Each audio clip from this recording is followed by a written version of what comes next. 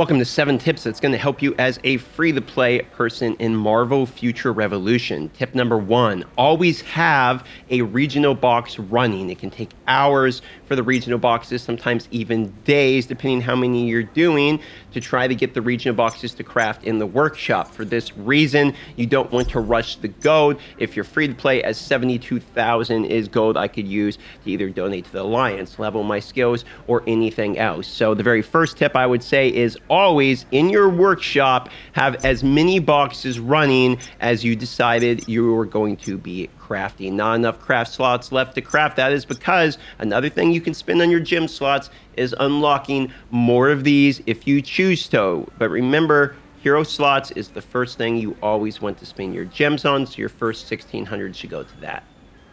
Tip number 2, have you been getting these weird items, collectibles, that you've been seeing and collecting around the map? Well, what you want to do is go to the convergence box. Once you're at the convergence box, go to extract. You can take these collectibles and use them to extract up to, I think it's 5 or 6 total extraction particles you get once you're through the campaign. I forget how many. It might even be more than that, to be honest with you. It's been a while since I did all of the collectibles on my main account, but you can get a good chunk of freebies just from collecting collectibles. And yes, it is the only thing that collectibles are used for. Also, collecting collectibles will also allow you to, in your collection here, get additional bonus rewards that you can then use to upgrade your squad power or use for other pose, for instance. So do not sleep on the fact that the collectibles actually give you a good amount of freebies, including you can get higher level cores, omega cards. I mean, even 4-star costumes can show up here. Don't forget, every week in the Alliance shop, to purchase all of the items that your shop is both having available to you every week as well as you can afford. I am free to play, and yes, I will still be spending all of my gold on literally all of these, as they are all worth it. The regional costume material selection box is so you can start crafting material before you even get to that region. Let's say I want to craft Sakaar gear, but I'm not on Sakaar yet because I'm too low level. I could still purchase one of these boxes, then go into my inventory here, use that box, and select myself, okay, I want the Sakaar piece or whatever it may be, Midgardier, whatever I want, and then from there I can attempt to craft those pieces of gear as well. Keep in mind the regional boxes are in fact 100% repeatable purchases. There is no limit to those type of purchases.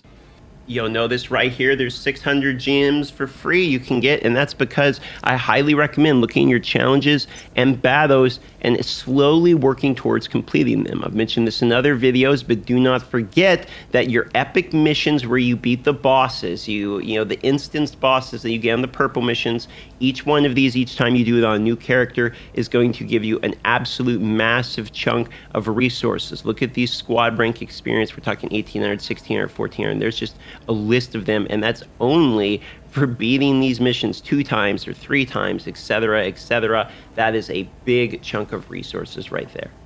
Every week, your completion rewards for the battle challenges are going to reset. These are not one time only. So once you see it's completed, it does reset next week. And if you look at the rewards, I mean, we're talking a lot of rewards. You can see gold, you can see tickets, literally gems, draws, boxes. All of these rewards are significant, meaning this is another reason why I tell people to focus on the primary missions only. Get as high level as you can, because your level is the majority of your strength, and this is going to allow you then to go through your battle challenges and get all of these rewards every single week. You can see I need to do mine still, and I'm looking forward to them because it is a massive chunk of experience. When you have badges that are still good, but maybe not as good as the one you're currently wearing, you don't want to just dismantle them. Instead, what you want to do is you want to take these badges, go to squad, go to storage, and you want to store the badges that are good, but you're still not currently going to use. This will allow you then to pull these badges out of a new character on your other account, or I should say your other hero, and that will then immediately boost your power, making all of the missions that you struggle with before on your first character significantly easier. For this reason, Leveling your first hero as Doctor Strange is what I recommend, as he's the easiest to level, and then every single other hero from there is significantly easier due to the fact that you're going to have badges. This can be repeated for Omega cards as well, but keep in mind, anytime you take a badge and you upgrade it to 4-star or acquire, or not badge, excuse me, a card, or acquire a card that's 4-star already, it's going to have an exclusive stat, and that exclusive stat will 100% of the time stay exactly which one it rose, as well as stay on that hero, meaning that card is essentially locked to that hero. So you're going to want to try to transfer cards before they get to 4-star. People ask if you should use gems to increase your inventory storage. The answer for this is no. Reason being, just what I explained prior, you can once again go to squad, go to storage, and if you have things you don't necessarily want to store here, like my squad name exchange, because my name is Darth Micro and I'm fine with that, you can put it in the storage here. Now keep in mind, every hero gets 100 slots and you can only max out to 250, meaning I can get 150 more hero slot storage for 2100 gems. That's very expensive, especially as free to play. However, I can get another 700 free slots just by using my other heroes as storage mules. And for this reason, just log on another hero and grab all of the items that you're trying to store them on that hero, log into that hero later and get them. This will save you gems in the long run. The last bonus tip here I'm going to say, other than subscribing to this channel so you get plenty of additional resources and information, is that make sure you don't invest in the wrong regional set or the wrong set. You're going to notice that each normal and non-regional set, meaning it doesn't say Xander, New Stark, etc., or it's not Rise of the East or Steampunk, for instance, for Spider-Man, then you're going to notice it says there's a current bonus to a stat, another stat, and then a specific class or skill. If it's for a class, that means that it is going to increase the abilities of all moves within that class. This is an extremely confusing part, so I'm going to try to explain it.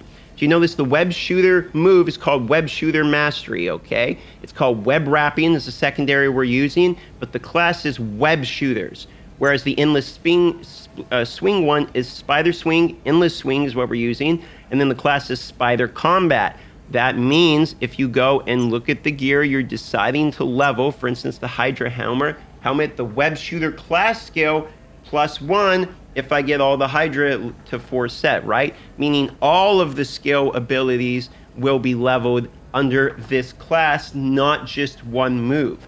I currently do have available to me a 4-piece set on my free-to-play, which will improve my Spider-Bot Swarm skill, but that's only one skill in particular, which is why I don't necessarily use the 4-piece set the entirety of the time. This very important distinguish between regional and normal gear, not before we even get into the part the regional gear has higher base stats, as you can see here, is extremely important because that is going to help dictate exactly what both your skill builds are going to be in the future, as well as which moves are going to hit the hardest. With that being said, thanks so much for watching this 7 tips. So I think you got 8 tips in this video. Consider subscribing. Check out darthmicrotransaction.com, as now we have written guides down as well. If you prefer the text format, we now have those available on my website, and I have hired a writer who is going to continue to pump out high quality written guides. Thank you for everything. Love you all. I'm going to do my best to continue to inform you both in the YouTube channel, the website, as well as the Discord.